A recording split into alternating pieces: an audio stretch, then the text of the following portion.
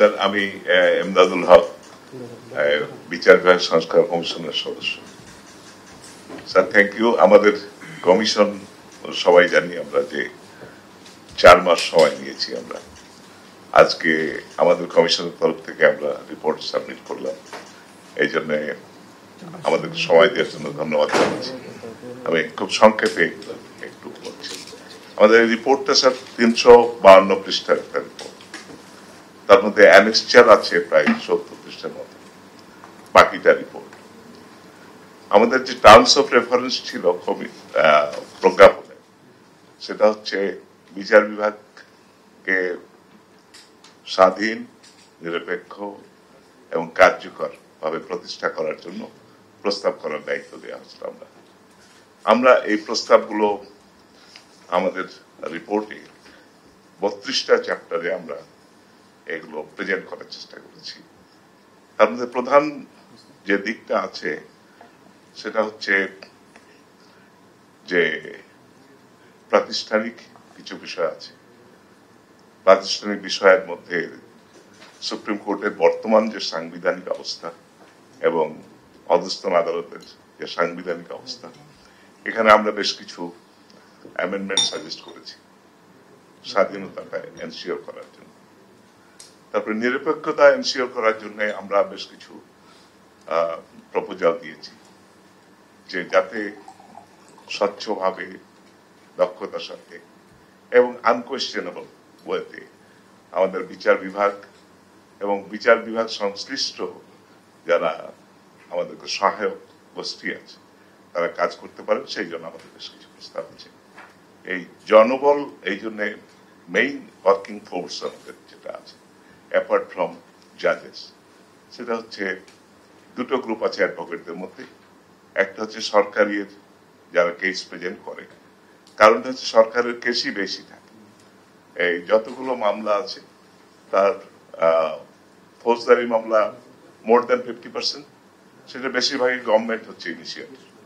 তো সেই জন্য আমরা প্রপোজ করেছি যে একটা স্থায়ী অ্যাটর্নি সার্ভিস প্রতিষ্ঠা করা হোক, যাতে করে উইদাউট এন ইনফ্লুয়েন্স এই অ্যাটর্নি সার্ভিসের মেম্বার তারা কেসটা কোর্টে প্রেজেন্ট করতে পারে। এন্ড এগেইন, যে স্থায়ী অ্যাটর্নি সার্ভিস অথবা কোর্ট যে সিদ্ধান্ত দিবে বিচার প্রক্রিয়া, সেটা মূলত নির্ভর করবে যে ম্যাটেরিয়াল গুলো প্রডিউস করা হচ্ছে কোর্টের সামনে, সেগুলো কালেকশনের দায়িত্ব, একটা বড় অংশের দায়িত্ব হচ্ছে বর্তমানে পুলিশের। তো সেখানে নানা ধরনের ইনফ্লুয়েন্স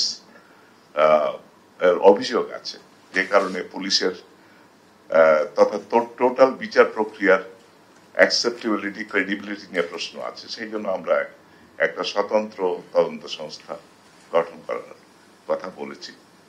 আবার কার্যকর করতে হলে বেশ কিছু প্রাতিষ্ঠানিক চেঞ্জ দরকার। সেটা হচ্ছে আদালত বিকেন্দ্রীকরণ লাগবে। মানুষের দোরগোড়ায় যদি আদালত ব্যবস্থাকে আমরা না পৌঁছাতে পারি, তাহলে বিচার বিভাগ কার্যকর ভাবে তার সেবাটা দিতে পারবে না।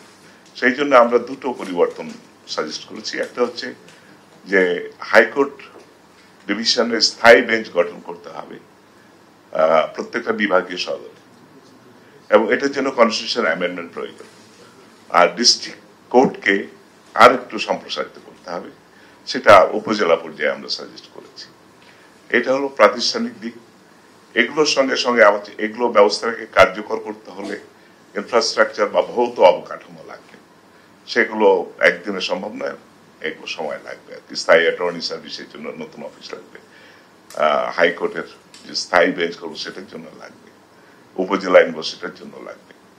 দেন আমরা আরেকটা সাজেস্ট করেছি যে গরিব মানুষের বিচার পায় না, তো সেটার জন্য আমাদের আইনগত সহায়তা কার্যক্রম একটু আছে, এটাকে আমরা এক্সপ্যান্ড করার প্রপোজাল দিয়েছি যাতে সবাই এটা পেতে পারে। দেন মামলা আমাদের সবসময় দেখা যাচ্ছে যে এতে দীর্ঘসূত্রিতা আছে এবং অন্যান্য অসুবিধা আছে। সেই জন্য আমরা প্রপোজ করেছি যে এই বিকল্প বিরোধ নিষ্পত্তি, ওয়ার্ল্ড ওয়াইড অ্যাকসেপ্টেড কনসেপ্ট এবং প্র্যাকটিস হচ্ছে, এটাকে বাংলাদেশে কিভাবে কার্যকর করা যায় সেটার প্রপোজাল আমরা করেছি। দেন বিচার বিভাগ নিয়ে, বিচার বিভাগের সঙ্গে যারা জড়িত বিভিন্ন জনবল গোষ্ঠী, তো তো তার মধ্যে বড় একটা অংশ হচ্ছে অ্যাডভোকেটস। অ্যাডভোকেটসদের পলিটিসাইজেশন হয়েছে, তার রিফ্লেকশন নানা ধরনের কর্মকাণ্ডে এসে যায়। সেই জন্য অ্যাডভোকেটসদের আপনার কিভাবে ওই রাজনৈতিক কর্মকাণ্ড কোর্টের বাইরে যেন থাকে, সেটার জন্য আমরা কিছু সাজেশন দিয়েছি। আর আরেকটা আমরা জিনিস বলেছি যে law education, law one of the difficult disciplines, সেইখানে আমরা সাজেস্ট করেছি যে ল এডুকেশনটা মেডিকেল, যেমন আমাদের অ্যাডমিশন পর্যায়ে ভালো ছাত্ররা আসে, সেরকম একটা সেন্ট্রাল মেকানিজম আমরা সাজেস্ট করেছি। এইসব মেকানিজমের সঙ্গে সঙ্গে আরো কিছু সাজেশন আছে। মোটামুটি আমাদের ছিল এগুলোই মেইন রেকমেন্ডেশন।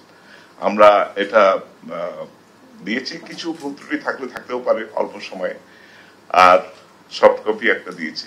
এখন আপনাদের সরকার যেটা স্যার ভালো মনে করেন আমরা সেইভাবে আছি। আর থ্যাংক ইউ, আমরা 4 মাসে আমরা যারা এখানে চেষ্টা করেছেন সবাইকে এবং আদার স্টেক হোল্ডার্স তাদের সঙ্গে আলোচনা করেছি, সবাইকে আমাদের কমিশনের তরফ থেকে ধন্যবাদ।